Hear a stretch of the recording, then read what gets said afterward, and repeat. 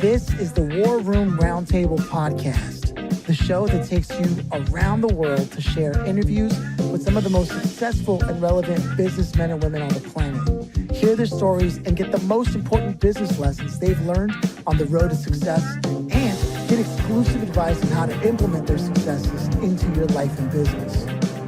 The War Room Roundtable is brought to you by your hosts, Jason Miller, CEO of Strategic Advisor Board, and Phillip Lanos, CEO of Own the Rhythm, and former podcast host for Entrepreneur and Inc. magazine.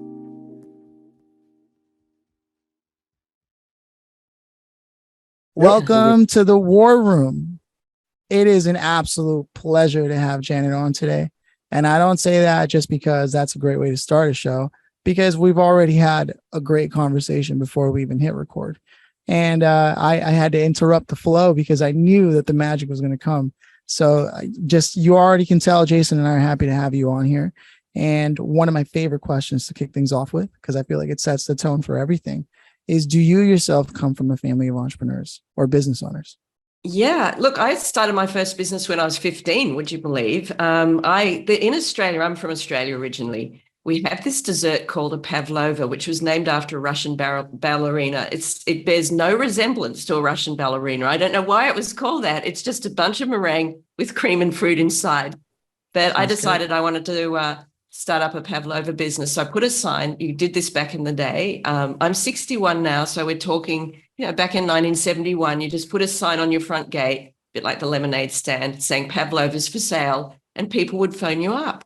And so that's what happened. And in the end, one day we were driving along. My dad, who is a doctor, very busy, serious man, we had his car full of pavlovas. We were delivering them to a big luncheon, and he hit the brakes a little bit too hard. And there was just meringue and cream everywhere throughout his car. And he turned around and said to me very solemnly, "Janet, I think you better focus on your studies." So I had to ditch the business. But I just loved the idea of making money. And I bought a boat and a bicycle from the proceeds of my business. And they're still my two most cherished possessions. So, that whole seed of entrepreneurship was sowed very young. And then from there, I went on to run 6 businesses in my adult lifetime. Yeah, I mean, we're skipping over a lot there, I'm sure, but it is cool to see that even at a young age, you were able to not only, I mean, it's one thing for parents to want to love and support what you're doing, but you genuinely also convince them hey, drive me around and sell my stuff. There was already a strong leadership ability in you. And then of course, time passes. And had you ever gone into employment for someone else prior to starting your businesses as an adult? Yeah, I did briefly, actually. I've always been a word nerd, and I've always loved writing. And I met my boyfriend, who turned out to be my husband, and 40 years later, we're still together somehow, because we had quite a volcanic relationship, but it's been fun. So I wanted to get into journalism, and he said, "No, get into advertising. It's way more lucrative, writing ads." I went, "Oh, okay." I was kind of open to trying anything. And so that's what I did. And I got a job at an agency in Australia, which was very famous at the time because they did amazing jingles, music-based ads, which really captured the soul of the country. And so they were able to really rally the country together and give it a sense of its national identity through their ads. And I thought, wow, that's such a great skill. And the thing they did better than anything was simplifying complicated concepts. So to give you an example, one of the briefs they were given was to make cricket exciting. Now, you guys, I don't know if you've ever watched a game of cricket, but people liken it to watching grass grow. It's not the most exhilarating sport. So somehow they had to turn cricket into a national passion in a one-day format. And so what they did, instead of selling cricket, they sold the idea of how great it was to be Australian on the winning side. And so they came up with this campaign, "Come on, Aussie." We'd never talked about ourselves as Aussies before, officially. And then they set it to this really stirring music. So in 60 seconds, they managed to take someone from not giving an F about cricket to being, "Yeah, we're going to go." And the day they opened the first match of one-day cricket, the stadium was a sellout. It was standing room only, and there were queues. So I was just overawed by the power to move people via their emotions. And so that was the first time I got a paid job working for them. However, I did notice myself watching the clock at one point, and I thought, this isn't good. Yeah, the idea of somebody's monitoring like your progress is not just dependent on your own. What's what I'm looking for? Autonomy. It's more like, oh, I better because someone else that. Yeah. I think just not being fully accountable, and I found myself falling into the trap of boss blaming as well. Picking fault with the company, and I knew in my heart, although I was only young, I was about 22 at this point. I knew that something in me said this isn't right. I need to be stepping outside of my comfort zone at this point. And so that was the last time I had a paid job. Wow. And then from there, you just went on to launch business. And then I'm sure it wasn't the first business that you launched that succeeded. Well, I don't know what you call success, because I realized in hindsight, we did have a self-sabotaging factor. So when I say we, my husband and I started going into business together. So we created a creative freelance ad writing business. And then from there, we decided I met him at his restaurant. My mum ran a restaurant in the same street. Hers was failing and his was always full. So we wanted to check out the competition, and that's how we met. And I love that. And he'd been an ex-advertising creative director. So he'd been like the youngest creative director in Australia at the time. So he obviously had a talent. And what he did was he applied design to food, which was the first time that was done. This is in the late 70s. It's kind of normal now. We take it for granted. But people used to come in with their video cameras to film the food, like it was a piece of art or something. So it was really unusual. Now, of course, MasterChef and programs like that are some of the most popular shows on TV. But it wasn't like that back in the days when, an avocado was unheard of. Food was a much more basic commodity back then. So we decided to set up our own cafe, and that was our first real business together, called the Cactus Cafe. And we ran it 7 days, breakfast, lunch, dinner, until we exhausted ourselves. Oh, wow. Okay. So this is the perfect time for me to pass it over to Jason, who I know is a family man himself, and I know that business operates within his family. And at that point, it had become clear that you went in as partners, but you were also partners in life. So there's this interesting dynamic, and I'd like to turn it over to Jason and to chime in on that. It's a delicate balance. It really is. I mean, if everybody is honest about it, right? I mean, and not like it's just all fairy dust and wonderful. It's a very delicate balance, because when you work with your spouse, partner, whatever it is, right? When you work with them, there's always there's the relationship, and then there's the business. So there's always like the potential for that clash, no matter what, right? And there's more potential with it from a relationship standpoint than one that is not.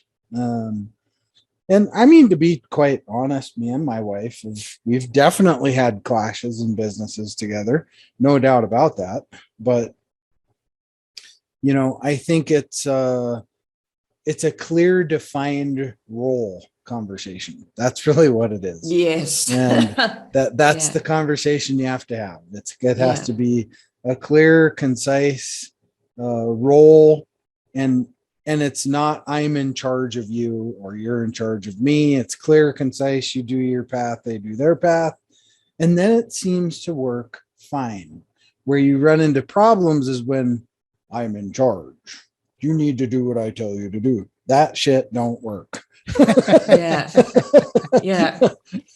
It definitely doesn't work. And I think all of us struggle with a sense of who am I anyway? Yeah, I think that is the great human dilemma, understanding our true identity. And it's so easy to lose it, not only in a marriage, but a marriage and a business combined, doubly hard very easy to lose yourself. So look, we went into business in the days when there were no business coaches. There was no online information about how to do it. I don't even know how we survived or how we were as successful as we were, considering how little we understood about life, the world. We just went for it. And it was I can't think of many things we did right. I can think of a lot of things that we just assumed. So we just assumed that we could work 7 days and that we could work breakfast, lunch, dinner. And I don't know if you've ever tried doing that, but very quickly you reach a state of chronic fatigue. And I remember the day, it was quiet. It was about 4 p.m. That was the quiet time. And one of our best customers walked through the door, and I looked at her and I just sighed. And I went, oh my God, I don't believe I just did that. I basically told her, go away. I was exhausted, but we were trying to be, we were like the ultimate people pleasers. We were just trying to be this amazing service to others. And, we won the award for best cheap restaurant in Sydney at the time, the Bent Fork Award it was called. So we'd had a following, but it came at such a cost. And the day I walked into the kitchen and my husband my partner back then, was banging his head against the wall, I went, oh my God, we got to get out of here. This is too much. I love it. I love that you have this self-awareness regardless of, you said you were like in your early 20s at that time, right? When you made that decision. To work and run. I can't imagine. And that's when, people in their 20s have a lot more energy than they they take it for granted. They take it for granted. And you ran yourself. I remember when I hit 30, I was like, what happened? I woke up one day and suddenly 50% of it was gone, whether I liked it or not. But at that time, you literally drove yourself and your partner too into the ground, trying to reach this perfect idea of, it might be, that's what it sounds like. It sounds like and I know because I suffer from perfectionism in a lot of ways, right? Where I got to stay happy all the time, right? And also you never took any time to sort of compose and recollect, where are you, is this going, just because it's successful, like you said. How do you define success, right? Yeah, that's exactly right.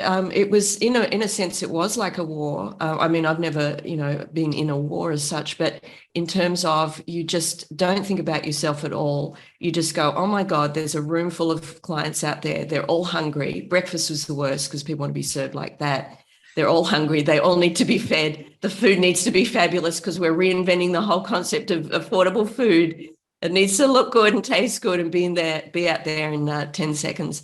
And you just do whatever it takes to deliver, but at such personal cost that it's not viable going forward. So that was a great lesson in what not to do in terms of running a business. It started with a great idea and a great passion, but passion alone will not get you across the line. Oh, yeah. And so, from what I understand now, you have something called the Fifth Door program, right? Yeah. And I'm trying to bridge the gap between then and there without literally turning this into 82 episodes, because it sounds like you've lived enough life and you've done enough in business that it could be multiple episodes. So for me, at what point did you go from running businesses where there was customers and in the sense of you were almost like selling consumer gross products, except it was like food, restaurant touring and this and that, to now you were going like servicing with like consultancy and coaching and things of that nature. Am I accurate?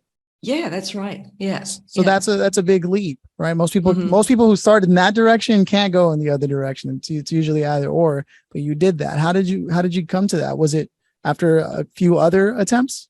Yeah, well, so we don't do the 82 or whatever episodes, just very quickly, the bridge from where we were to where I am now was a few other businesses. So we set up our own advertising agency, which was very successful. And when you think about it, advertising is just repackaging concepts and making them appealing to people.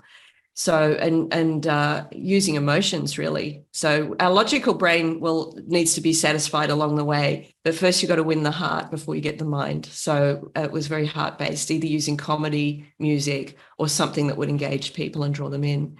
And so that was very successful. And then we went into real estate development in a big way. And we created a suburb up in Australia's answer to the Caribbean. And that was really successful. When I say successful, it made lots of money, right? So we turned over lots of money. But I remember the day I was looking at everything that we owned. So we had this mansion at this place, on a beautiful place that my husband Ralph created. And and a private beach next door, framed by palm trees. It was kind of this place that Richard Branson would have been, he would have gone, yeah, I'll buy that one.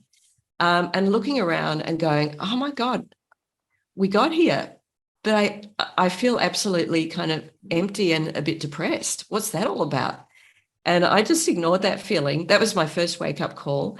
And then 2008 was the year later, and that gave us the global financial crisis. And in that space of 12 months, I watched as everything that we spent the last 30 years working for virtually disappeared. I won't go into the whys and wherefores of all of that, but just to say that my identity, by then, I equated success with having all these zeros after my name, and it was zeros in the bank account. And as I watched it disappear, it was like I was watching myself disappear. It was like our bank account was reduced to zero. We had this huge mortgage, and it was like I'd become the same, like nothing. And at that point, I really did feel the world would be a better place without me. And I remember just wheeling around our garden at 2 a.m, and everything was just monochrome. When you have a full moon and everything turns to black and white. And that's what my light, like all the color drained out in that moment.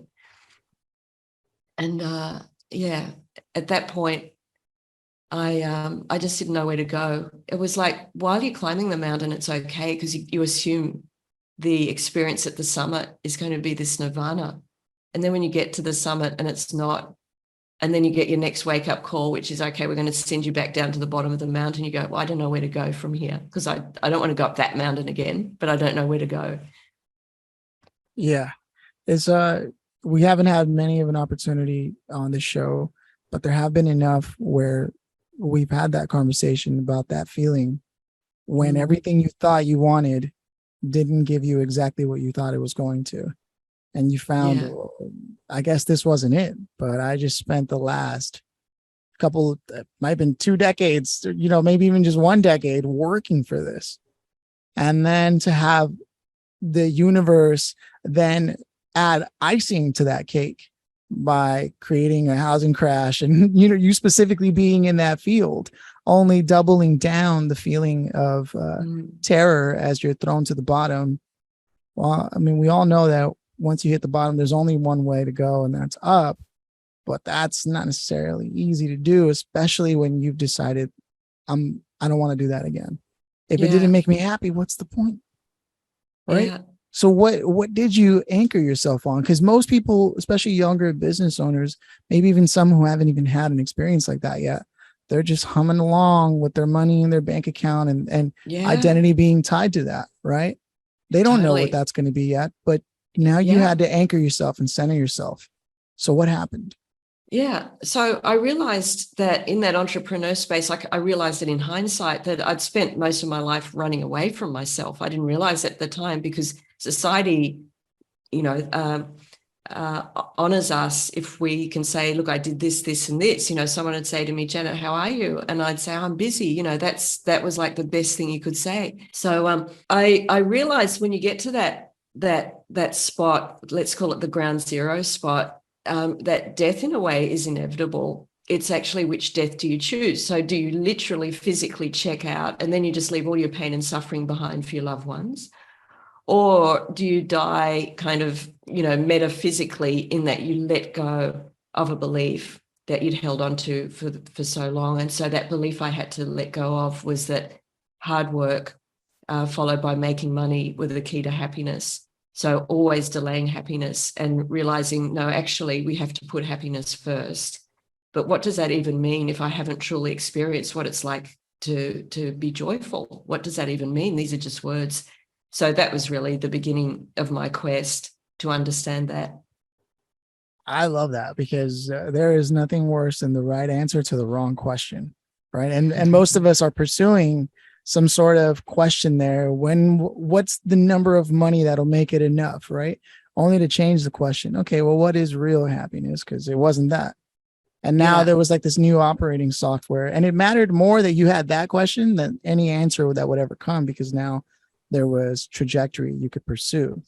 And this what eventually led to the fifth door?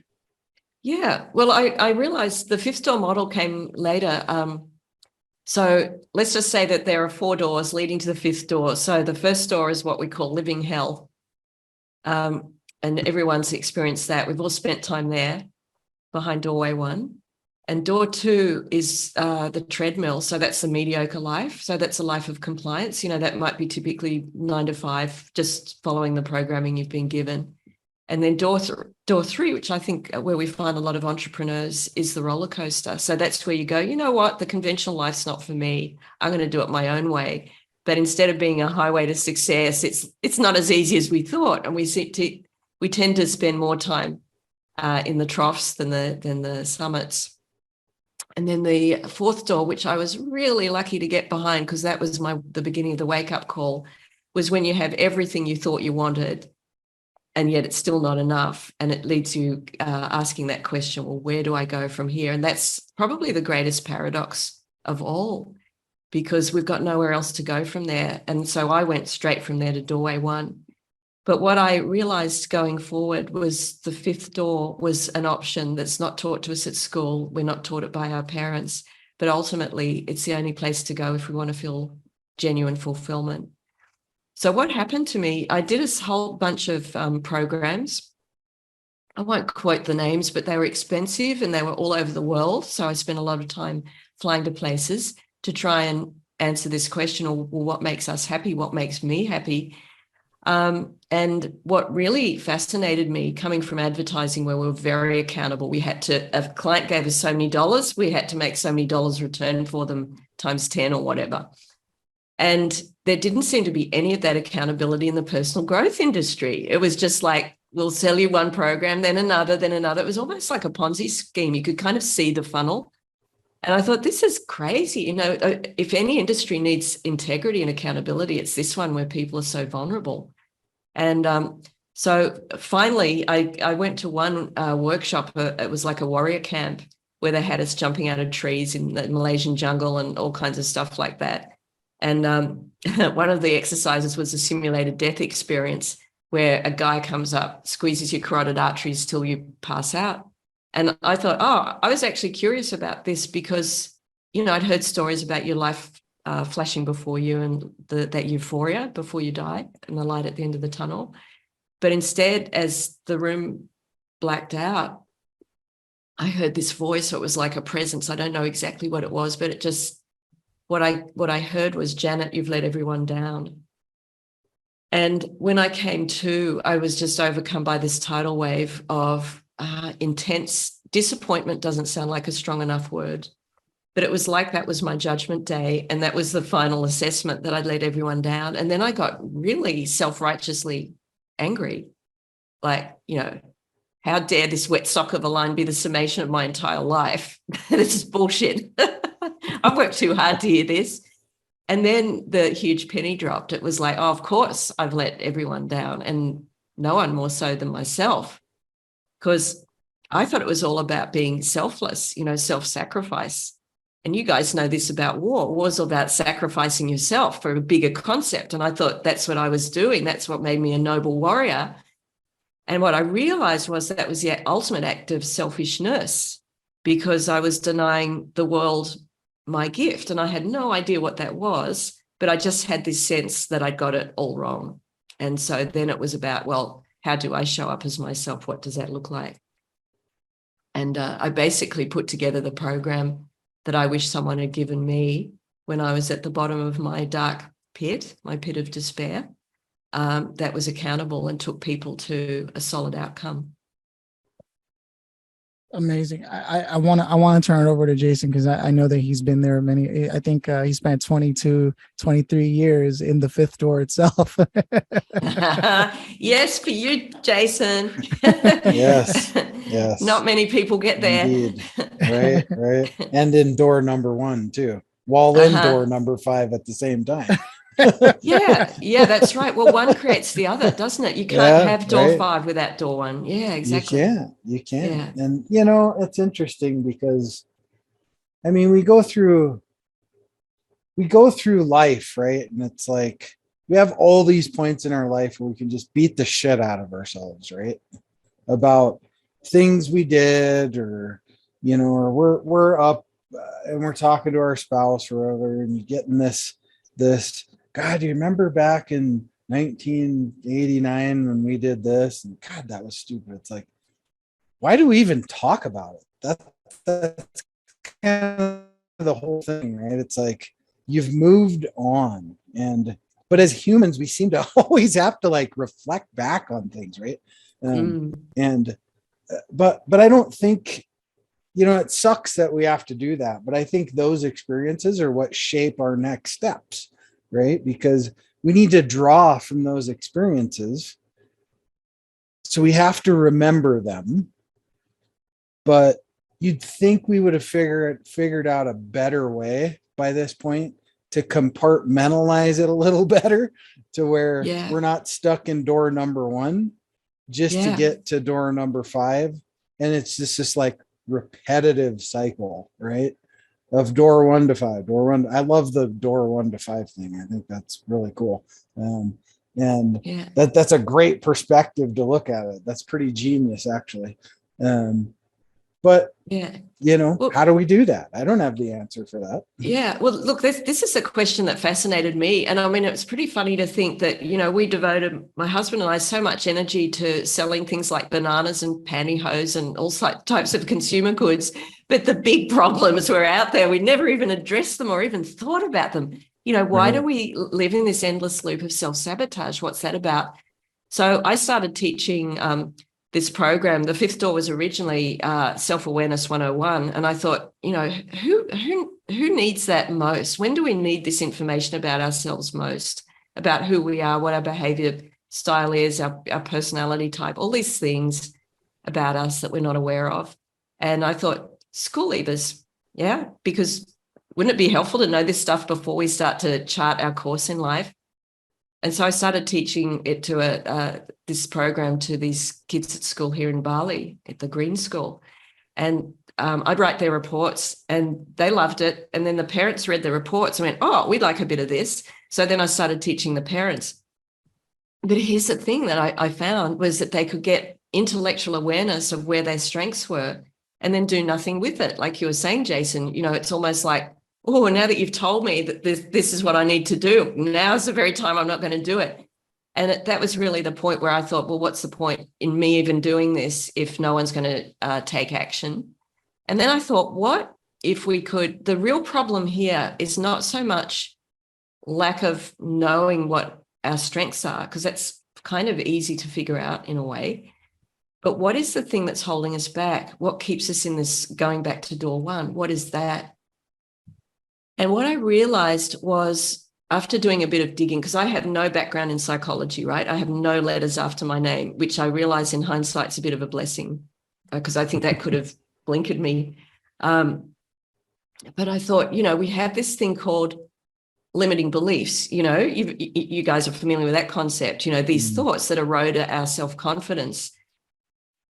But what if there's just one beneath those? So a bit like, termites. I love that metaphor of termites eating away at the foundations of who we are, that, our house, if you like.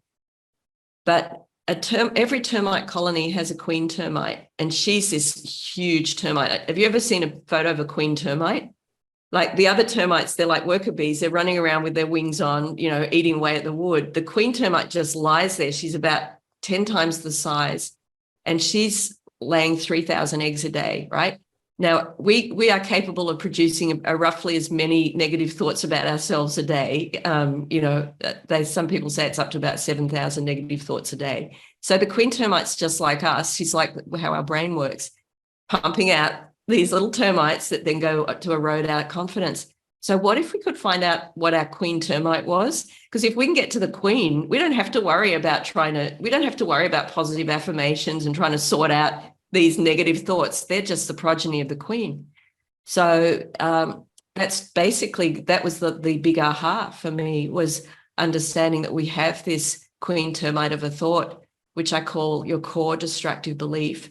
And when you can figure that out, that's when everything else falls into shape, because that's the big thing that's stopping us actually from accepting our true greatness. I need to find my queen. Well, here's the thing. this is what I love about my weird advertising background, which I spent so many years going, why the hell didn't I get into journalism? Why am I doing this? But now I kind of get it, Jason, that the gift of advertising is to we have to communicate in 30-second bites usually, or even a 3-second billboard. So what that forces us to do is really speed up the process so we get it down to its bare essentials. One of the things that frustrated me about personal growth, therapy, counseling was when I did therapy, the therapist would say to me, so Janet, what do you want to talk about today? And I go, really? This doesn't sound like there's any plan behind this at all. And so I'd talk about something randomly, but I kind of was saying to myself, when do we get to the end? When's the 30 seconds up? It was, there was no feeling of outcome. So what I realized was that this is a process where if we can crack the code to get to the core destructive belief, we can do this very, very quickly. It doesn't have to take a long time. So yeah, my fastest processing journey's taken about 3 hours, as against maybe 3 years in therapy. Yeah.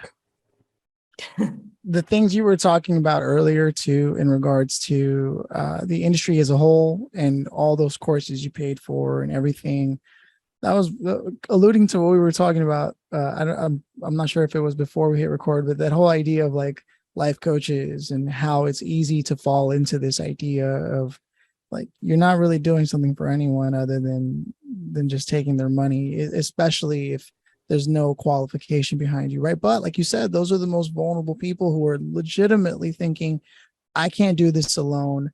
Let me go with people who are saying in a very compelling way, I have a whole group of people that I'm helping and you can be a part of this experience, right? And I'm so glad that you also having the education related to like marketing and advertising and being able to concisely deliver something, because now that means you get to stand outside of the noise and put what you're giving, which actually has integrity, being somebody who's on the other side of this. Like I can assure you that I will not let you finish this without feeling like you had made progress on something, which even the smallest bit of progress, anyone would be happy with. That's how low the bar is set in that industry. That is a fact. I'm so happy that's what you're doing, because that industry definitely has some colors to it. Yeah, definitely. There's some pain out there. Nice. When you're thinking about it, when someone says, just turn your thoughts around, that's essentially the same as taking a spray can of pesticide and eliminating each termite one by one. And even then you're not doing it because another one will pop up. And to me, what can happen is you can raise people's hopes about some kind of transformation. If you don't deliver, they can potentially be in a worse place than when they started, because that's when they really start to think, oh, you know what, I'm just not fixable. That's just me. And that's not true for anyone. That's simply not true. It's unfortunate too. I mean, I won't name any names by any means, but there's a lot of these gurus out there, right? That, you go to them and all they do is just like, they fluff everything up. But then when you leave, you're right back in the same place where you were. Sure, you feel great for those couple of days you're there, right? Yeah. But none of it's permanent. And that's the thing, right? Yeah. Nobody gives people tools. It's just like, come here, I'll just chock you full of good vibes and all these things. Music, right? And yeah, it's kind of a joke. It's a circus. It is a circus. It totally is. And it's interesting. My dad was a surgeon, and he said to my husband and I when we were in advertising, he said, you know what, medicine needs some of your creativity, because medicine's got blinkers on.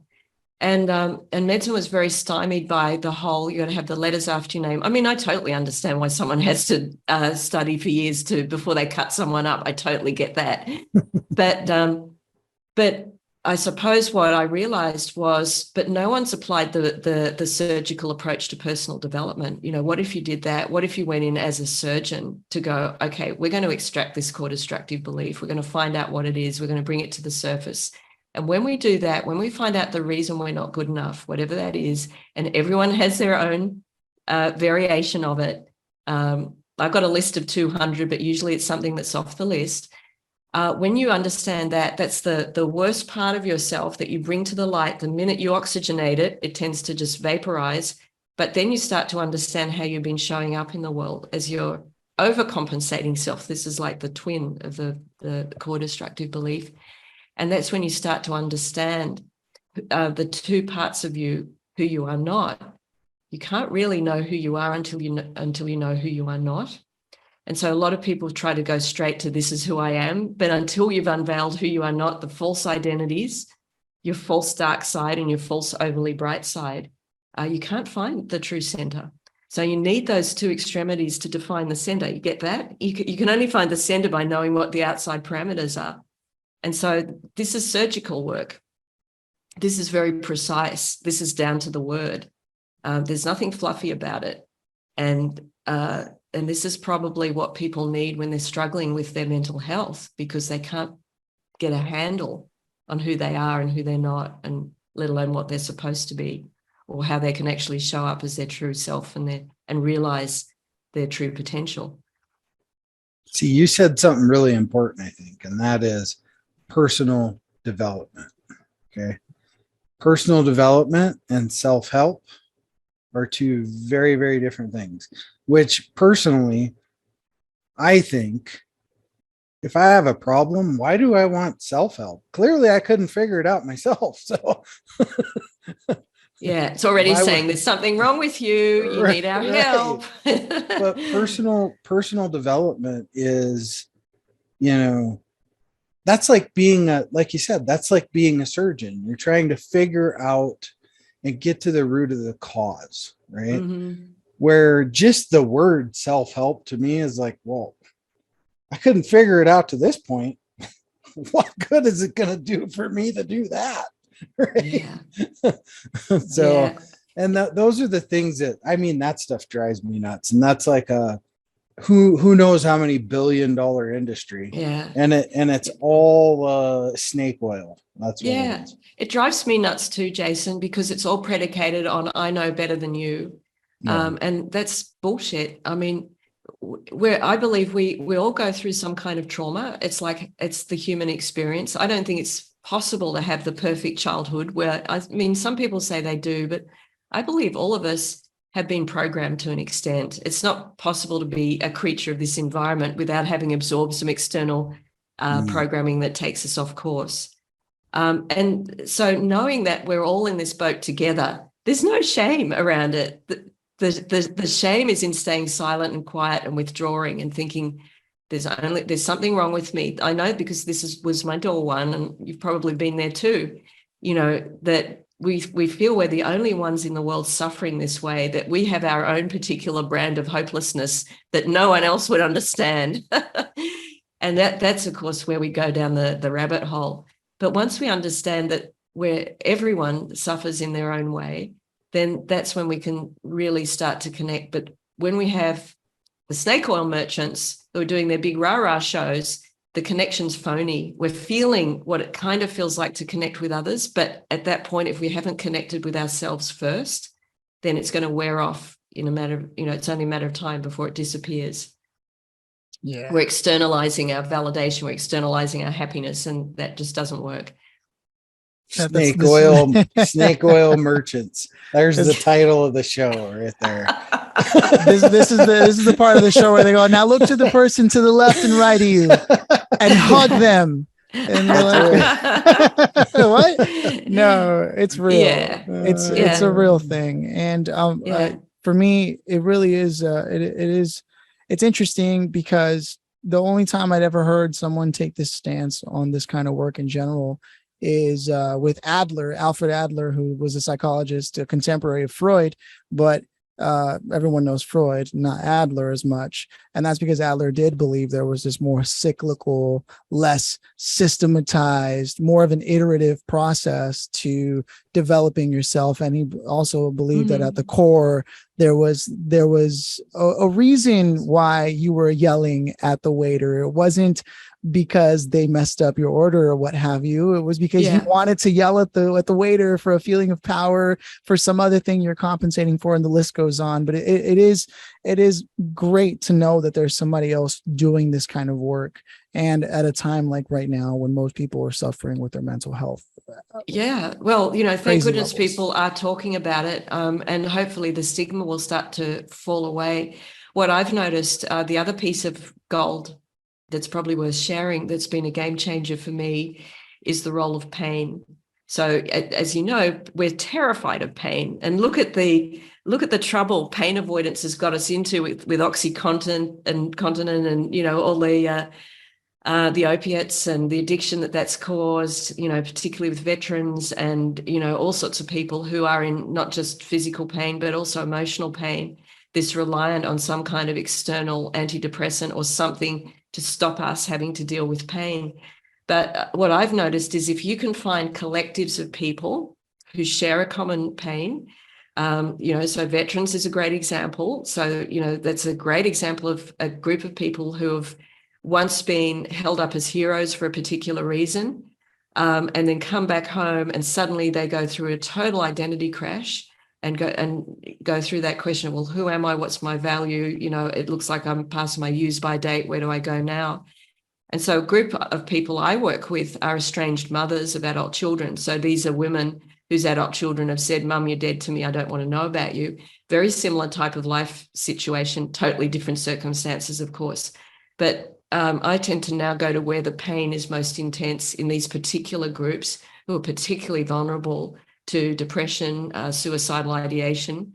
I like going to those places, the darkest places, because when people are in intense pain, that's when they're most motivated to either check out permanently or move through it.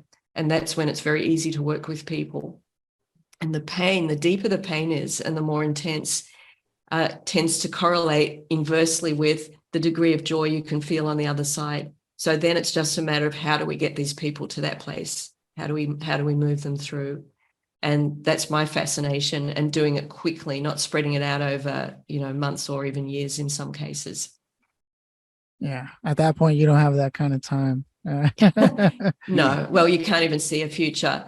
So I'm working with people at the moment who I've taken through my program where I feel we have to experience the pain personally. So I do have, of my 3 daughters, I have 1 child who's estranged from me.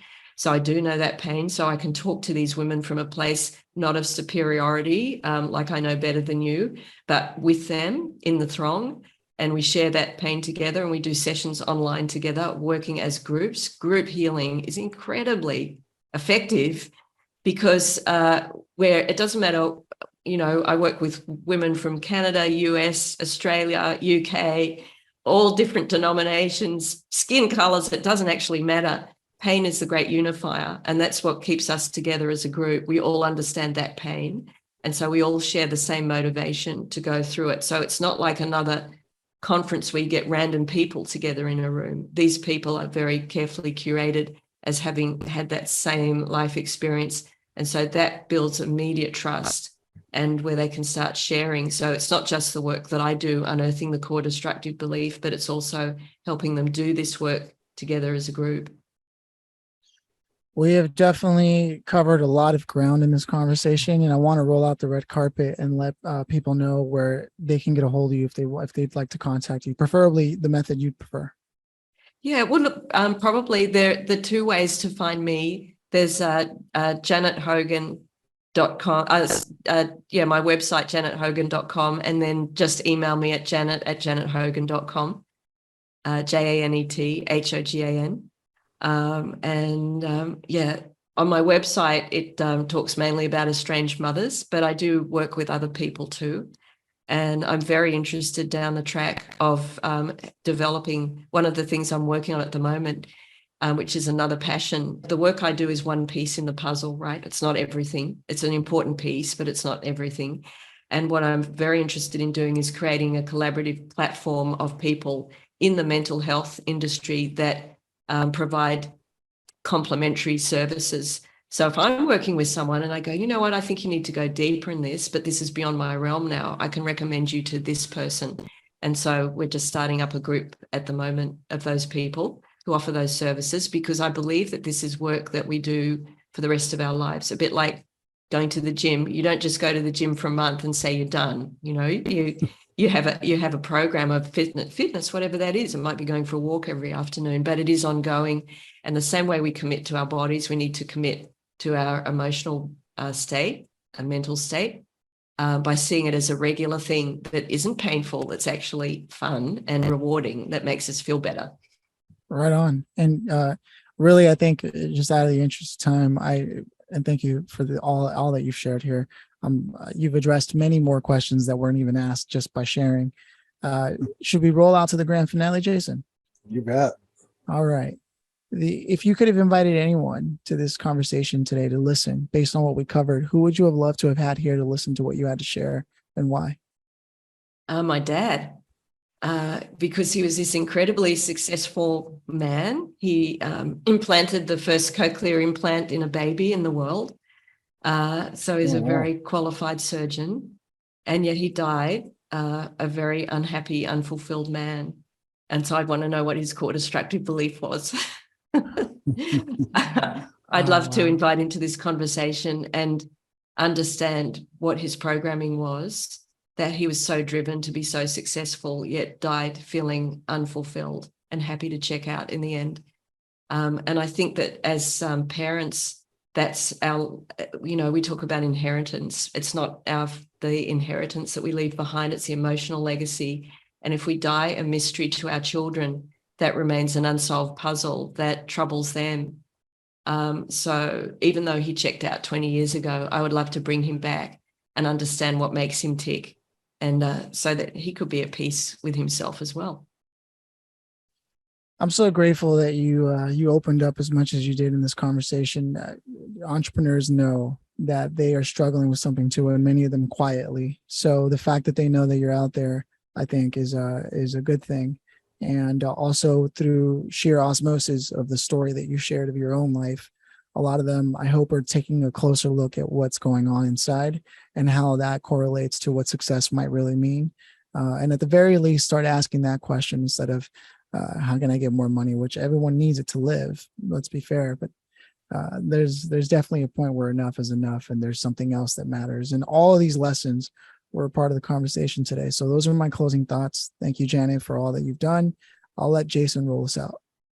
Yeah. Well, first of all, I'd like to say this, and that's, for most business owners, it's very lonely at the top, right? And if you don't find some kind of an outlet, right, whether that's exercise or whatever that may be, family, but sometimes you need something like totally outside the box. And personally, for me, it's really became this. For me, this is just so wonderful, right? Because now I'm not just stuck to this same old routine and this, that, and the other. It's good to shake it up in your life, right? Shake it up every once in a while when things get stagnant, throw some rocks in there and shake it up, right? And do something different, because that's what keeps us going every single day. And thank you for being here on the show. God, you left it, like I always say, every day when we go to brush our teeth, if we look in the mirror and we can say, I left it all on the field, you definitely left it all on the field for everybody. So thank you so much for doing that. Thanks for taking the time to spend a sliver of your time with us. We appreciate it greatly. Thank you, Jason, and thank you, Phillip. And it's been an absolute pleasure and honor to be here. Thank you. Thank you. Sam. Cheers. Cheers.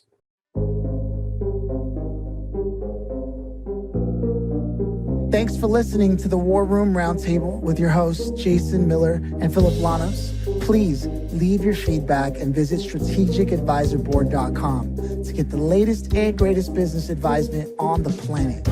Follow us on social media for updates, and always remember, if you can dream it and believe it, then you can go achieve it. We'll see you in the next episode.